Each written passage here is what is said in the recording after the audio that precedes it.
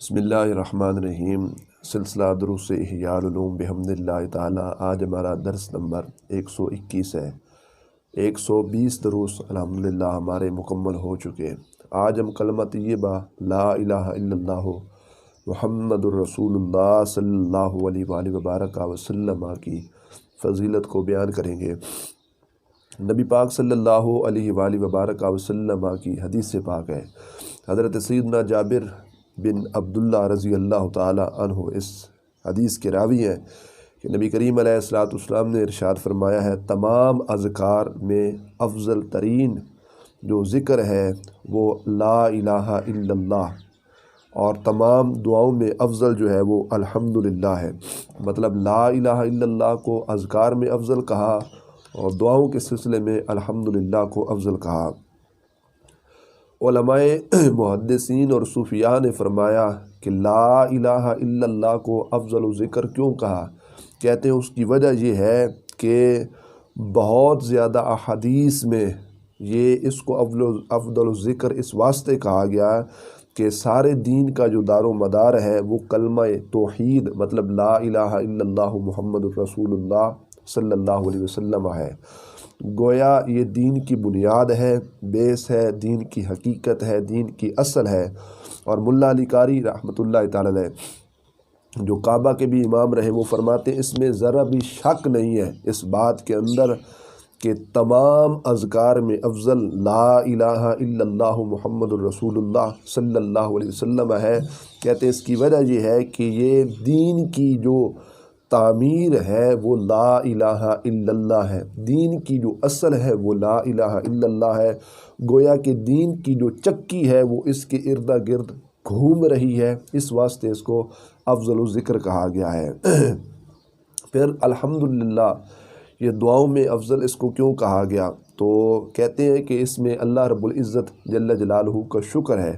اور سیدنا ابن عباس رضی اللہ تعالی عنہ آپ ارشاد فرماتے ہیں کہ جو شخص لا الہ الا اللہ پڑھے اس کے بعد اس شخص کو الحمدللہ کہنا چاہیے۔ مطلب اللہ پاک جل شانہ کا ذکر کے بعد اللہ کی تعریف اور اس کا شکر ادا کرنا چاہیے، اس لیے کہ قرآن پاک میں بھی ہے فَادْعُوهُ مُخْلِصِينَ لَهُ الدِّينَ کے بعد الحمدللہ رب العالمین وارد ہے، تو لہٰذا قرآن پر بھی عمل ہو جائے گا اور ذکر کے بعد اللہ کا شکر ادا ہو جائے گا۔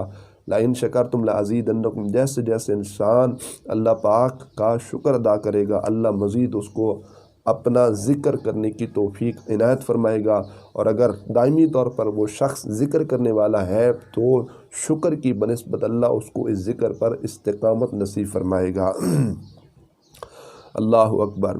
پھر صوفیاء نے فرمایا چونکہ یہ جو کلمہ طیبہ ہے نا یہ دین کی اصل ہے، پہلے کہا دین کی بنیاد ہے یا دین اس کے ارد گرد گھوم رہا ہے، تو یہاں پر آگے کہتے ہیں یہ دین کی کیا ہے؟ اصل ہے، ایمان کی یہ جڑ ہے۔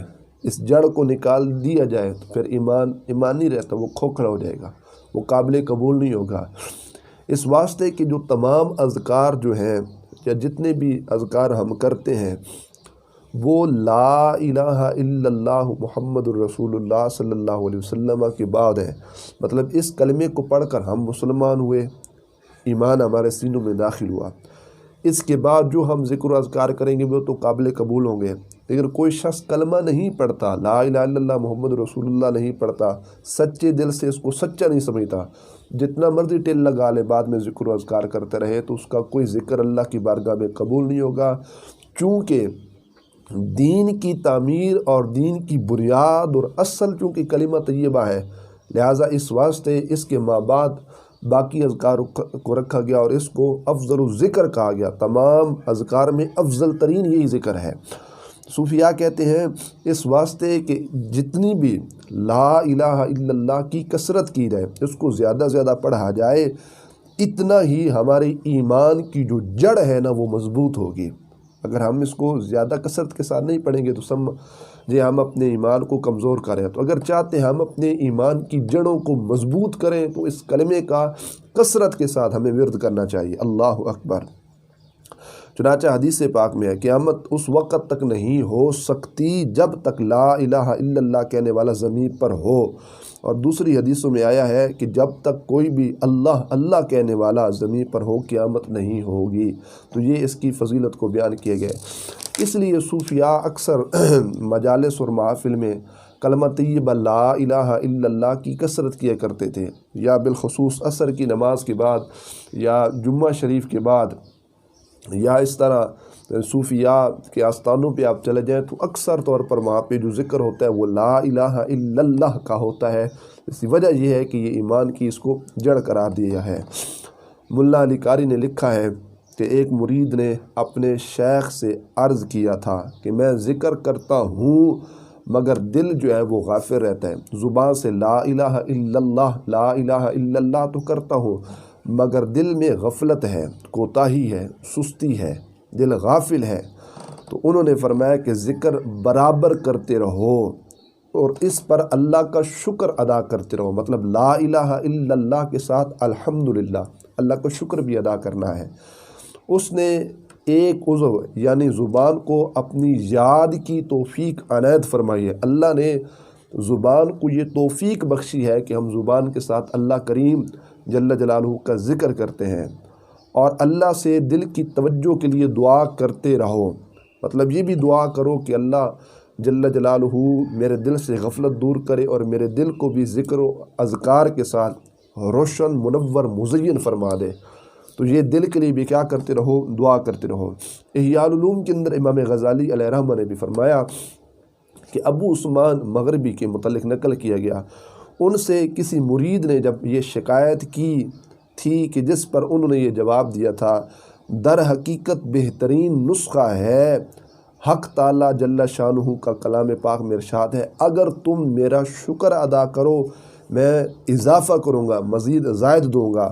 تو اس واسطے وہ فرماتے یہ ہیں کہ لا الہ الا اللہ کے ساتھ الحمدللہ سے اللہ کا شکر ادا کرو، اللہ مزید ذکر کی کیا کہے گا، تمہیں توفیق عطا فرمائے گا۔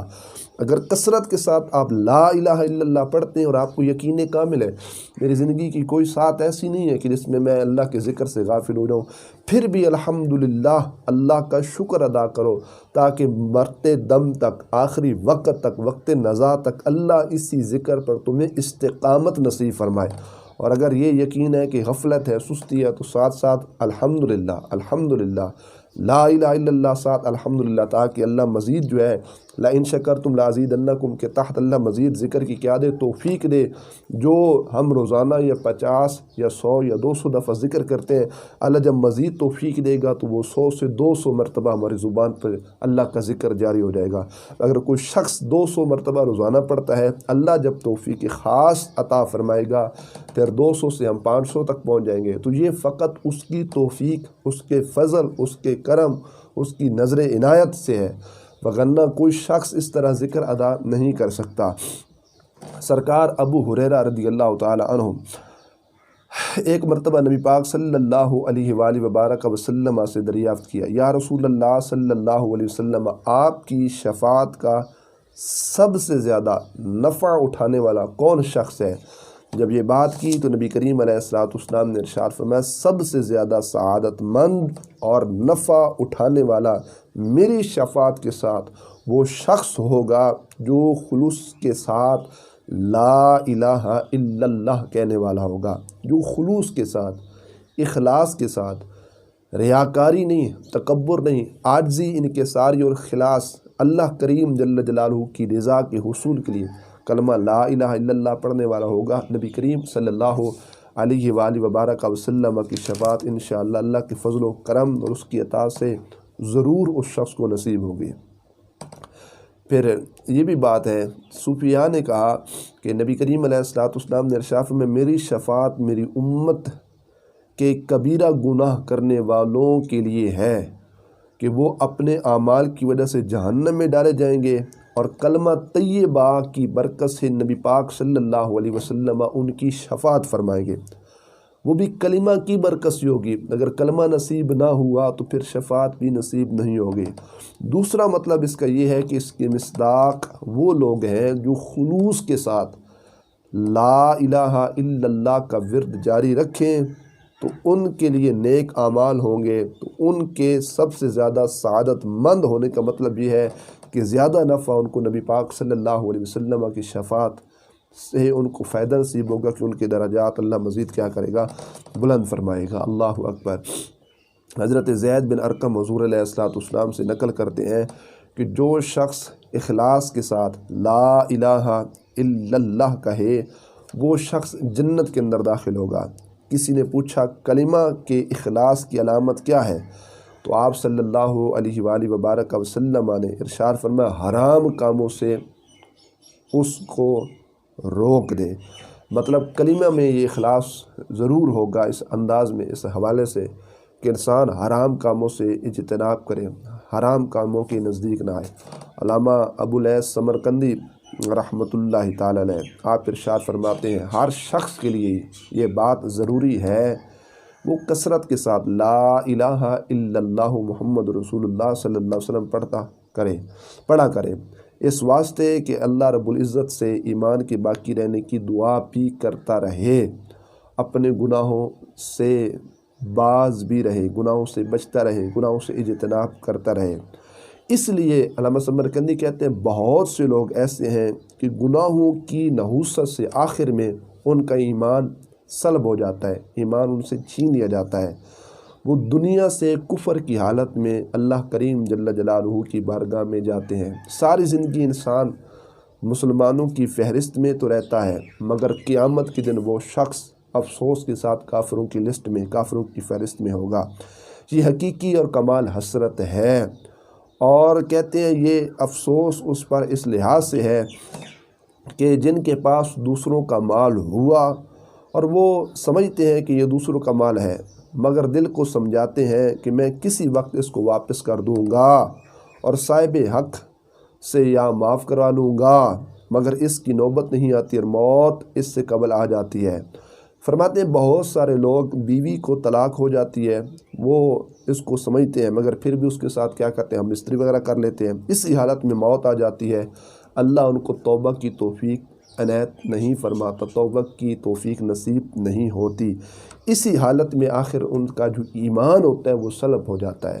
مطلب بہت سارے لوگ دنیا میں بظاہر اعمال صالح تو کرتے ہیں، مسلمانوں کی فہرست میں رہتے ہیں، لیکن کوئی نہ کوئی ایسا بڑا گناہ کر دیں گے کہ پھر یا تو وہ حق نہیں پہنچائیں گے یا پھر توبہ نہیں کریں گے، اور اسی کیفیت اور اسی گناہ میں ان کی موت کا وقت منتخب مقرر متعین ہو جاتا ہے، تو پھر ان کا ایمان جو ہے وہ نکالا جاتا ہے، تو قیامت کے دن ان کو کافروں کی لسٹوں میں ڈالا جاتا ہے۔ اللہ اکبر۔ تو لہٰذا اس سے یہ بات معلوم ہونی چاہیے کہ کیا کرنا چاہیے ہمیں، ہمارے واسطے یہ ضروری ہے کہ جب بھی اس طرح کا کوئی معاملہ پیش آئے تو ہم کیا کریں، کلمہ طیبہ لا الہ الا اللہ محمد رسول اللہ کا وظیفہ اور اللہ رب العزت جل جلالہ کی بارگاہ میں ہر دم توبہ، سچی توبہ اس کی بارگاہ سے ہمیں مانگنی چاہیے۔ تو بارکیف یہ تاکہ ہمارا جو خاتمہ ہے وہ ایمان پر ہو، اور ایمان پر خاتمہ اللہ کے فضل و کرم سے ہوگا، وہ تب ہوگا جب ہم اپنی زندگی کو اللہ کی اطاعت کے مطابق گزاریں گے، پھر وہ اللہ ہمیں مرتے ٹائم کلمہ پڑھنے کی توفیق تبھی عنایت فرمائے گا۔ اور نبی کریم علیہ السلام فرماتے ہیں جس کا آخر اس بات پر ہوا کہ اس کی زبان سے کلمہ جاری تھا، اللہ اس شخص کو جنت عطا فرمائے گا۔ اللہ اکبر۔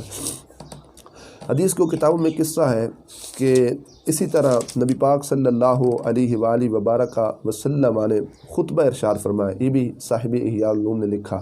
حضور علیہ السلام نے جب خطبہ ارشاد فرمایا نا تو سرکار نے فرمایا جو شخص لا الہ الا اللہ کو اس طرح کہے کہ خلط ملط نہ ہو، اس شخص کے لیے جنت واجب ہے۔